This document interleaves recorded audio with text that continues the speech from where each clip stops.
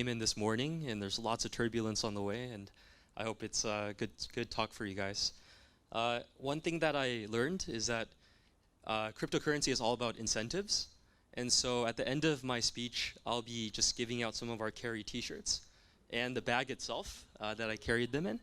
And a cool thing is that each of these items will be tied to an airdrop worth about 30 Australian dollars. So please pay attention. Before I actually talk about carry, I think I need to kind of give you a brief intro to the crypto scene in South Korea, which is where we're based.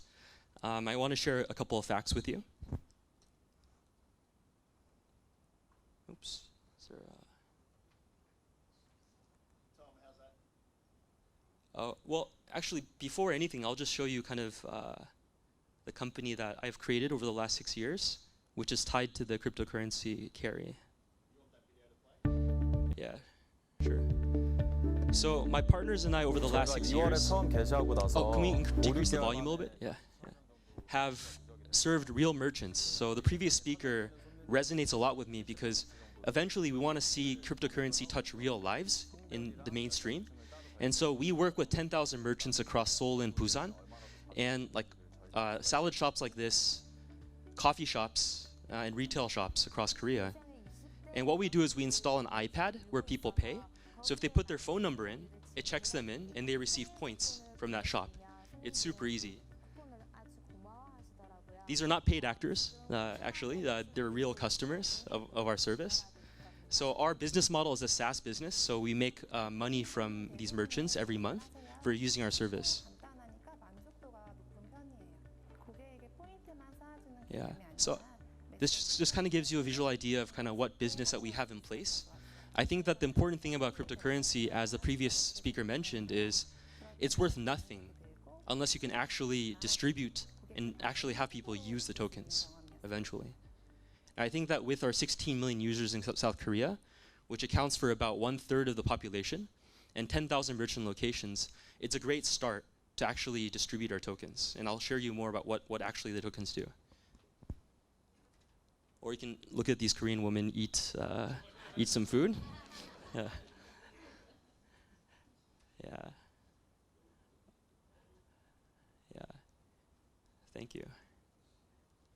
This is okay, cool. So intro to Korean crypto and then talk about carry. So South Korea, how many people have been to South Korea here? Okay, you guys made the 10-hour flight over to Seoul, I believe. So right now, South Korea is becoming well known for several things. Well, first of all, it's a very small country. We don't have the landmass of Australia. We are 108th in terms of the size of the actual country. The population is 27th, so we have 50 million people, but that's very small compared to other countries. GDP-wise, we're almost at the top 10. So far, our biggest exports are kimchi, Samsung phones, and naked Korean men who dance well. So I think we all know Gangnam Style. That's actually where our office is based. But going forward, Korea is actually becoming on the map for cryptocurrency as well. Here are some interesting facts. At one point, 40% of the entire global Ethereum volume came from Korean exchanges. Like even my grandma was trading Ethereum at one point.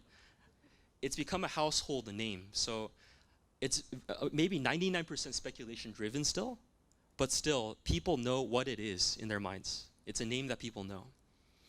Korean crypto exchange volume at one point exceeded the equities volume. So the equivalent of the NASDAQ in Korea was exceeded by the amount of cryptocurrency volume that was traded in that country. And 1/3 of Korean office workers have traded at one point, according to a Korean newspaper. So people are kind of crazy about trading this stuff. But it's not a surprise why. Korea has the highest mobile penetration. I didn't know mobile penetration could go above 100%. It's like 120% for some reason. Some people have 2 phones, 2 girlfriends. I don't know. The population all lives in a very concentrated area around Seoul. So 40% of the population, we're talking about like I guess like 20-something million people living in a small amount of area. So if anything becomes interesting or popular, it gets popular not in 2 years, it gets popular in 2 days. And then we actually have a really long history with digitized value. The very first MMORPG that actually sold items was based in Korea. The first item bay type of like online exchange for swords and shields and things like that occurred in Korea first. And so this is a country that's kind of been familiar and is kind of ripe to embrace cryptocurrency. And this is the country that we happen to be in right now. So Dodo Point, the video, so it's a typical startup story. Like, this is actually my apartment with like 10 people inside of it. And what we did is we actually went door to door to all the stores and said, please install our iPad and do loyalty with us. Eventually, we just kept doing it, and now we're at 10,000 shops. And instead of going to door, they just call us now when they open their shop. So we have this really great network of merchants that spans from coffee shops like you saw in the video to Nike. Nike is one of our customers in Korea. We're in over 100 of their shops. And this is, we didn't have any like meeting rooms, so this is like a 7-Eleven that we just kind of, just met at every week. And so if you go to Korea, you may have seen our product. So we just simply install iPads on the counter where people pay. And it's actually really cool because these are smart devices. They have cameras, they can read QR codes, they can read NFC, they have video screens. It's actually pretty powerful to have this type of hardware in 10,000 shops in a very concentrated amount of space. This is just one neighborhood of kind of where our things are installed in. And I showed you the video. And we have really great brands that are supporting our product. And yes, we have 16 million users in Korea. So it's not like this type of curve. This took a lot of work, and we kind of kept growing it. So we're not an overnight success. And the interesting thing is, these 16 million people are people that put their phone number in to get points. And I think later on I want to emphasize the difference between points and cryptocurrency, because I think the attractiveness of cryptocurrency as a reward is something that we can't ignore. And I don't know how many will convert, but this is the base that we're starting from. One very interesting thing is that every time we go to buy a coffee, every time we meet friends for a beer, every time we gather like this is extremely valuable data that we're not capturing right now. Credit card companies actually monetize our data very well and efficiently and make billions of dollars a year for data that we create actually. So our offline data exhaust is something that previously we could not monetize. How would we monetize it? Paying $1 payouts for our data is very hard using a bank. Who would go through the hassle of transferring $1 to people? How would you verify that? Also, secondly, it's just very difficult. So since we deal with so many millions of users and merchants, we've just learned a lot about their pain points, and I want to highlight a few of them. So carry is a reaction to issues in the offline retail world. So this graph is in Korean. I forgot to translate on the airplane. Sorry about that. But what it says is mobile commerce, so buying things using your phone, is huge. It's 0.6 trillion or $600 billion. Still small relative to online commerce. Who here has bought something from Amazon at one point? It's a lot of people. But still, all of our collective purchases only equal $1.8 trillion. But offline, this is actually supposed to be an animation, but is $25 trillion. We still are offline animals. We don't drink beer online. We go offline with our friends and mates in Australia and drink beer there. We get our hair cut offline, even if we don't have a lot of hair, like some of the people in this room. Oh, I think they might dump us now. Sorry about that. Think about it. Where do we spend our money? We spend our money offline. We live offline. We spend our time offline.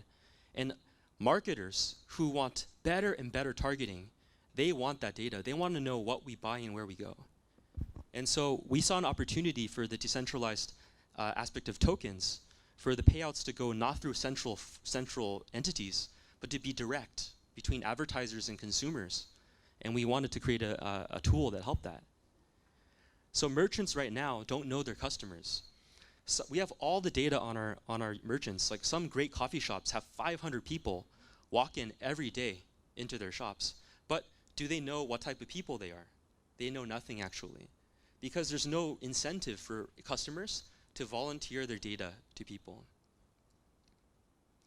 Consumers also do not own their data. We go into the coffee shop, buy our coffee, leave, that's it.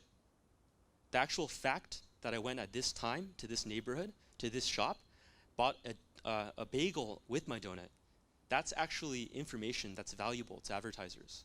But we just throw it away.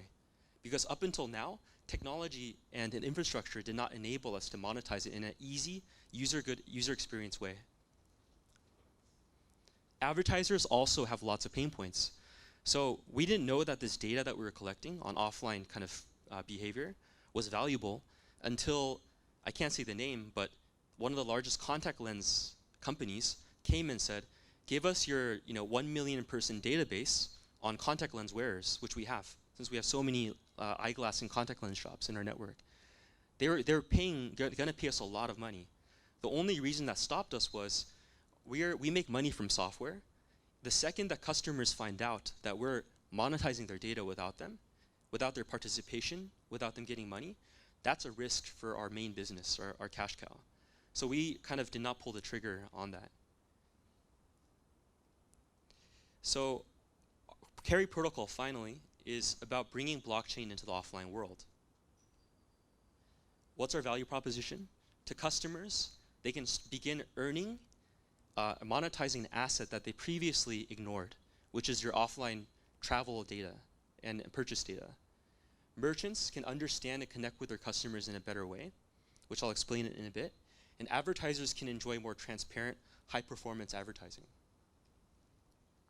So the Carry token is a reward token. It's not meant to be a stable currency that people pay for. It's just simply a casual reward that people get every time they choose to share their data, and the choice is theirs. It's as good as money in the sense that you can trade it on a big exchange, right? Or you can just keep holding on to it, and as more and more people put their data onto the common blockchain, it becomes more attractive and valuable to advertisers, potential advertisers. The value will change as well. Another thing that we do is, you saw the hardware in our shops. Those iPads can be converted with one software update to read QR codes from a mobile wallet that will enable carry payments on the actual offline shops.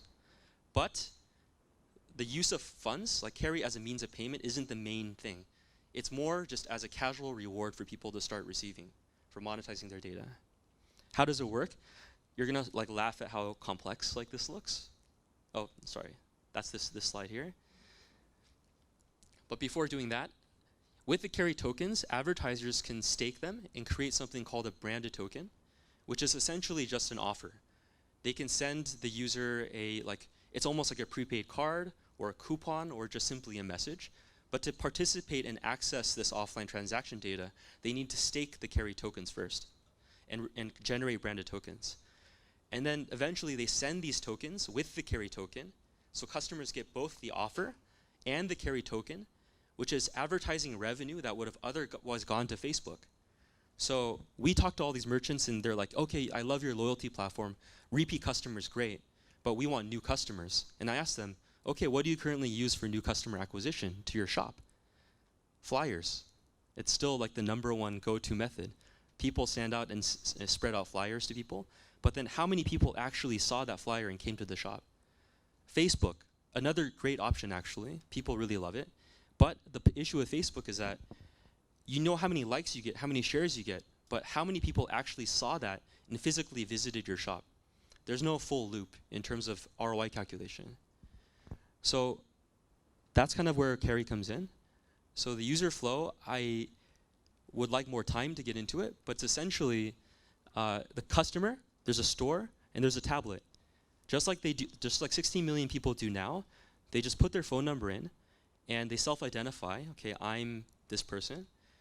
We actually have a software that's installed on all the POS devices that scrape all the receipt data.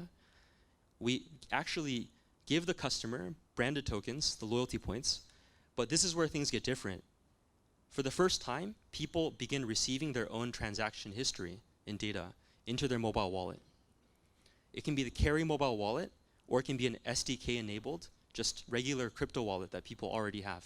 But they begin receiving their own transaction data and are given the choice of sharing this data, opening this data up to advertisers.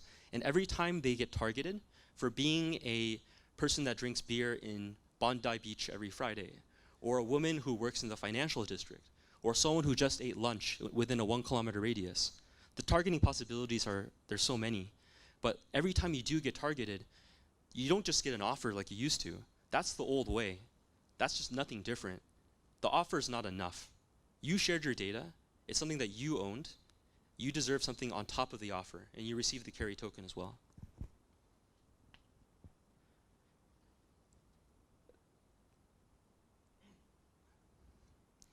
So we have demos, but instead of a PPT, I dumbly sent a PDF, but it'll show you kind of what it would look like to actually pay using cryptocurrency, using the tablet.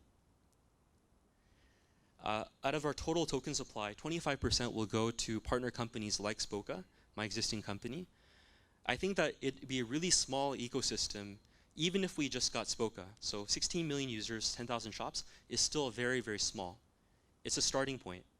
I think a lot of crypto projects are great team, great technology, but they don't have distribution. Going from 0 to 1, getting to that first project, that real company with real users to say, hey, I want to adopt your technology, is actually very fucking hard.